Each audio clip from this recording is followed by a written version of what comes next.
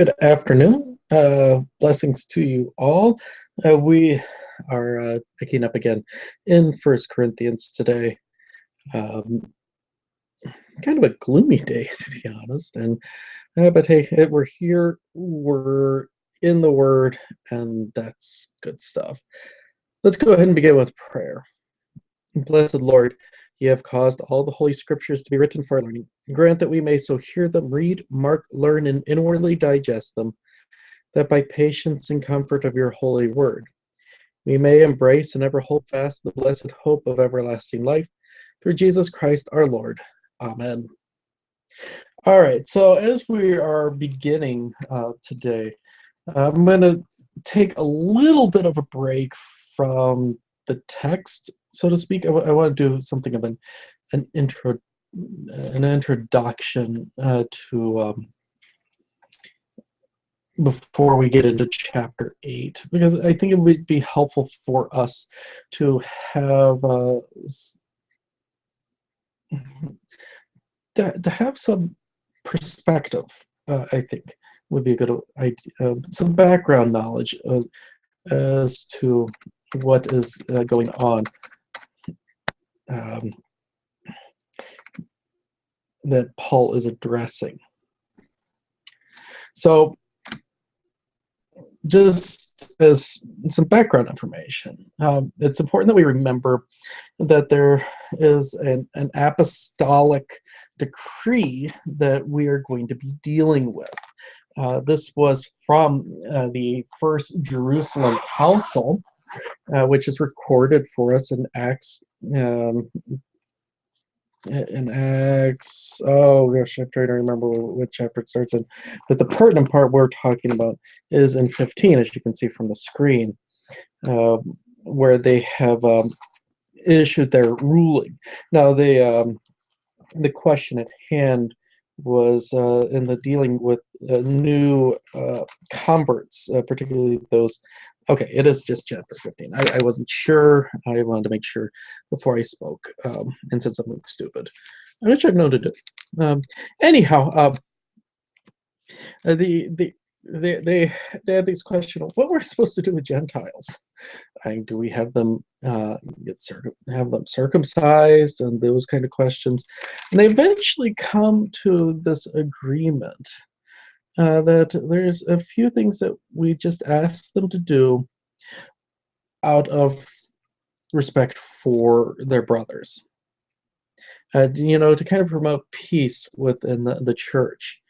And it goes along the lines that they're supposed to abstain from things polluted by idols or food sacrificed to idols. They're supposed to abstain from eating blood, sexual immorality, animals that have been strangled, things of that nature. We might look at these and go, okay, I get the sexual immorality, because that's a whole let's make sure I'm getting the right commandments here. The sixth commandment type thing. We're not supposed to be committing adultery. We might raise some eyes to the food sacrificed to idols and strangled animals and the eating of blood, because that gets into some of the Levitical food laws, which we more or less don't observe today. But there would still be quite a few people in that day who would observe those kind of things. But in particular, we're going to be focusing mainly, though, on food sacrificed to idols, and a little bit to the eating of blood, because that can come up in the pagan cultic practices.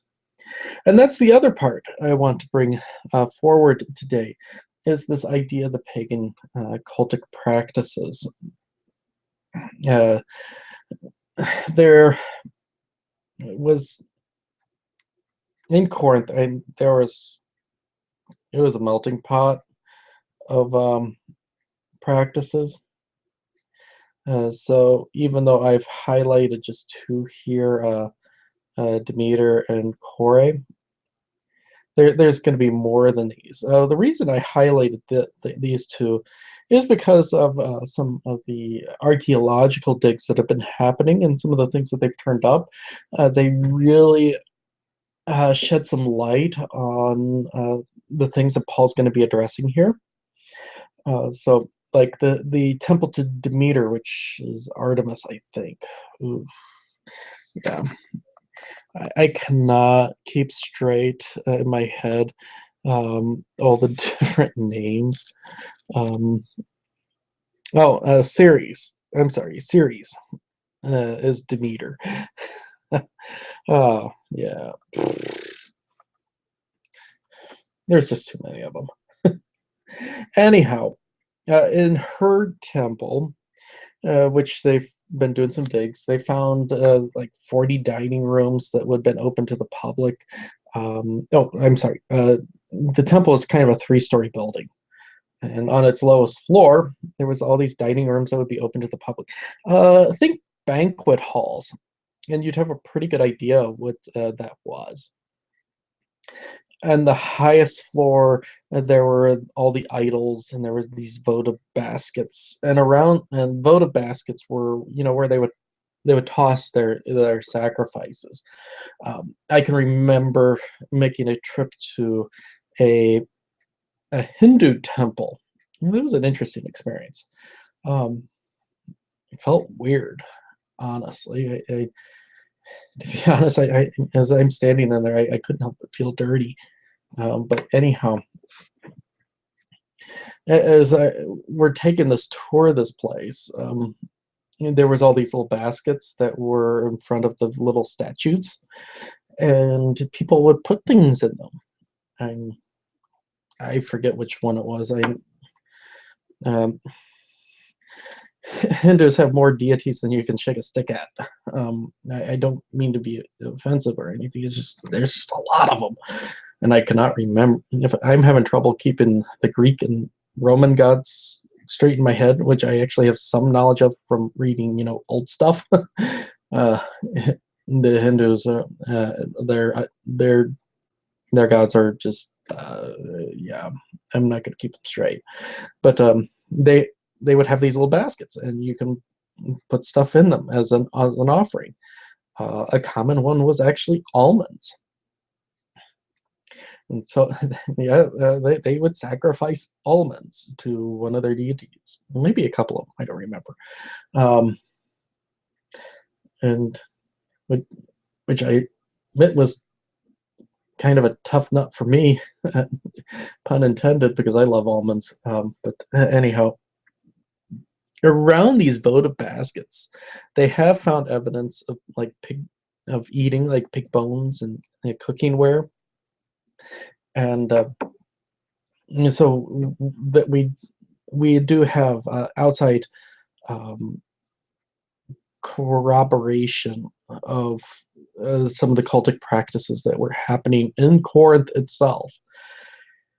Now, also, I said this was a three-floor place. The second floor was kind of it had, theaters, which I struck me as odd, but it appeared that they had places where they could show, well, things like skits. But there was also part where they would do some of the initiation rites. Now, if I'm understanding their temple practices, they would have to go through kind of an initial cleansing or initiation, where they would, when they would enter, where they would drink a potion of some sort. Don't ask me what it was. And they would eat from this earthen dish that contained various grains, meats, and liquids of some sort. Uh, prob- you probably wouldn't be far off in thinking something along the lines of the dips and such. But given some of the cultic practices and some of the references to eating blood and that's place in pagan ritual, I would not be surprised to find out that liquids equaled blood here. Come on. There we go. And so, It's a question that I can't answer specifically because my knowledge isn't that extensive in this area. There's probably others who could answer that a little clearer, but I would not be surprised to find out that was true. So this is all playing into what we're going to get into in the next part of the casuistry section of First Corinthians. We have the question of the of how does I, how does the apostolic decree apply, and how should we take into pagan cultic practices? Now I'm going to be right up front and say Paul goes, don't do them. If it, you know, the, the loving thing is actually just don't do it.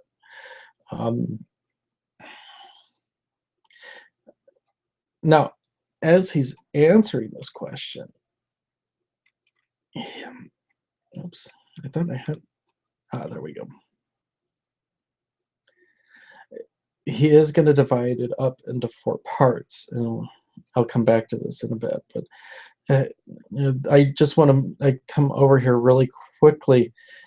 This is one of the reasons why I say it's really important to read all of Paul before you start trying to understand what he's saying, because so many people will follow in particular the headings and they'll end up missing the fact that he's got a larger argument happening here. And this is one of those places, and a lot of people, when it comes to, okay, should I eat or not, they'll go to this part here and they won't read anything else. There's actually more to the question because there's actually more to what's going on here.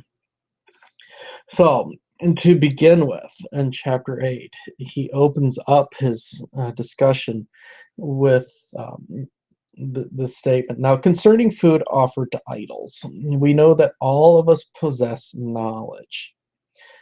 This knowledge puffs up, but love builds up.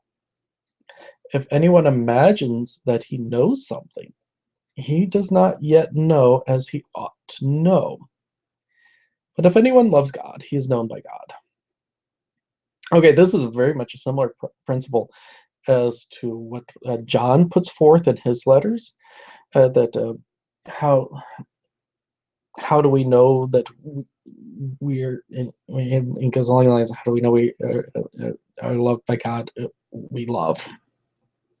So Paul's kind of applying that here, and this is going to be kind of a guiding principle here.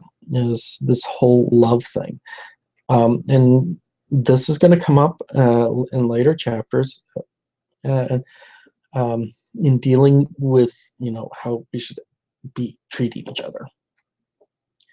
But he's at the moment he's addressing this casuistry question of do we really have to be concerned with eating food to idols? Now, I'm going to have to say that the Corinthians question is, why can't we eat food given to idols? Just judging from Paul's response, that they've adopted a more libertine view of the food to sacrifice to idols. And by libertine, that the idea would be the moral law does not apply.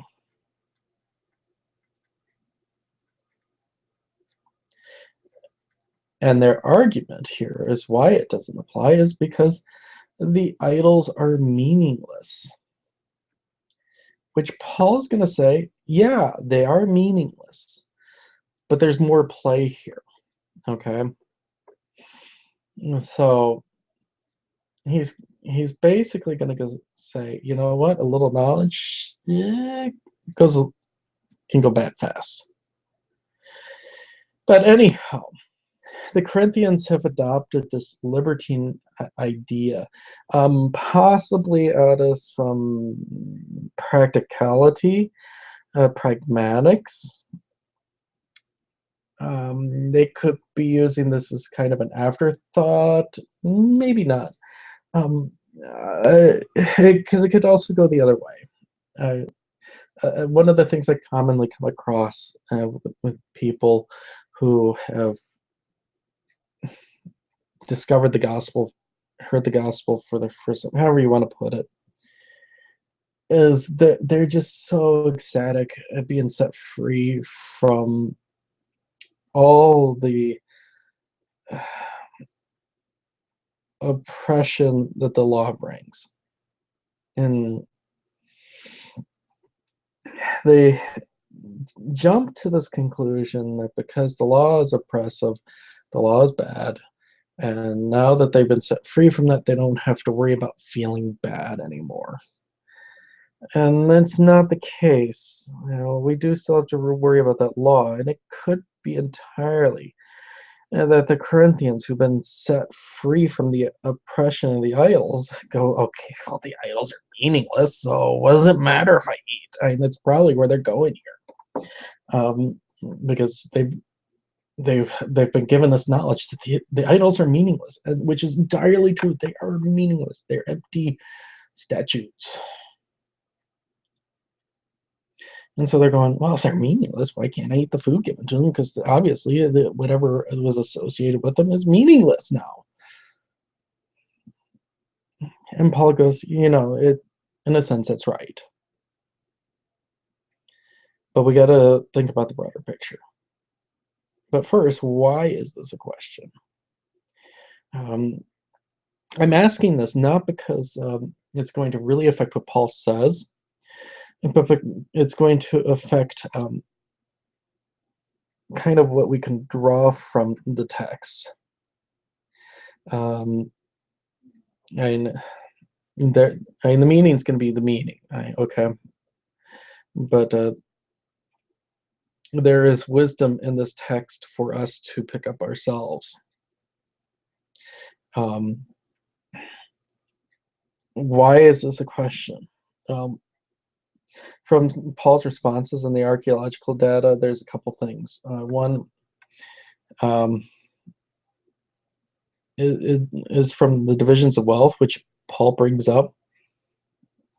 These, as I said earlier, these dining halls could be more accurately thought of as like banquet halls.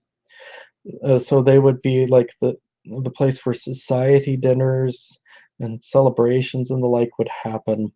And the wealthy would be invited to these parties, and to not go to those parties, it would be social suicide. So they're looking to prevent that social suicide and losing their standing in the community. And at the same time, those who are poor, and meat's always been expensive. And the fact that we can buy $1 hockey pucks at McDonald's is almost an anomaly. It probably speaks to the quality of the meat. But so those who are poor, pretty much their only way of getting meat was by what the temples would distribute and sell. And so it would, during the festivals, they could get meat to supplement their diet. And, well, they're going, otherwise we don't get to eat. Is kind of where they're going here. So we've got kind of two sides of the equation here that we can take into account as we're trying to understand what's coming out of what Paul is saying here. Also, again, as I said, part of the reason this question, oh, wow, I need to spell check. They knew God had said that the idols were empty carvings. So knowledge is playing a role here. They're going, we've got this knowledge now. And also, this knowledge was creating a division in the church. Now, it is an open question if it was Jew versus Gentile, or Gentile versus Gentile, or even Jew versus Jew. It's up in the air. We just know that there was a question pertaining, well, should I eat or should I not eat? And some of the answer comes down to, well, is it going to cause your brother to sin? And that's the first part of Paul's answer here. Because remember,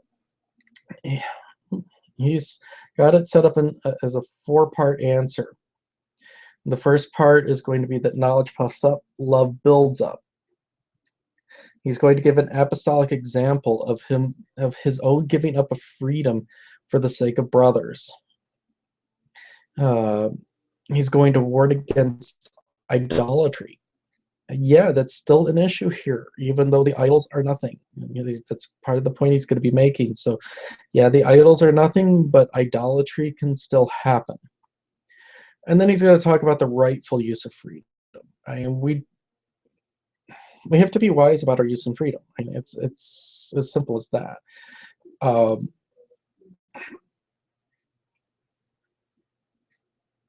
So we can think of it in some extent.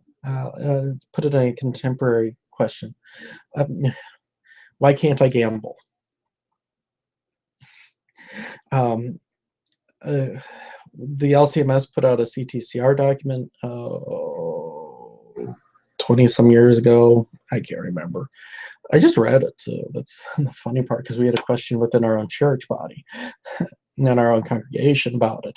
And there's the one who provided the document. Anyhow, it came down to, well, there's no prescription against gambling itself, so we can't say it's a sin. But we do know that it can lead to sin. And we know that brothers and sisters suffer from issues with gambling.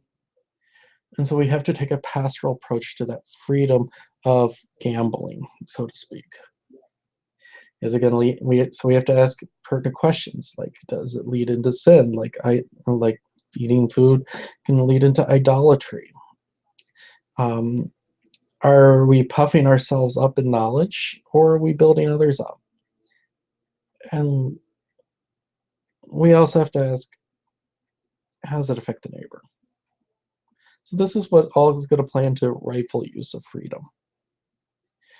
And I'm going to put up front, Paul basically concludes, don't eat the meat. This is going to be a tough one for us to handle. And honestly, I think it's going to be a big thing that we need to understand here in our contemporary situation, because we've got some things that are happening now within society that we have to ask some definite questions about, whether or not we should be participating or not. And so we need to pay attention to what Paul's answer is here. And that's one of the reasons why I brought in these previous questions here, because this is going to help us deal with our situation today and answering scripturally. I want to reiterate, I'm not using this to derive what Paul and what Scripture says. I'm using this and saying, okay, Paul has said this. What does it mean for us with some of the questions we're facing today that are of a similar nature? So it's just kind of a help in going from the text to our situation, not driving the meaning of the text. So, and wow, that time frame just flew by. But I want to get into the next part really quick, because I want to wrap up our current passage. Excuse me. Oops. There we go. Where the first part of the problem is they have knowledge. Not that knowledge is bad. What is problem is little knowledge.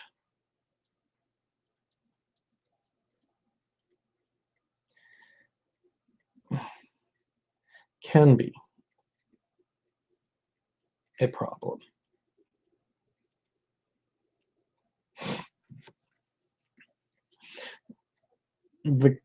Because it leads to an incomplete answer. Essentially, what you can understand is they have a part of the picture. And now what Paul's going to do is fill in that picture.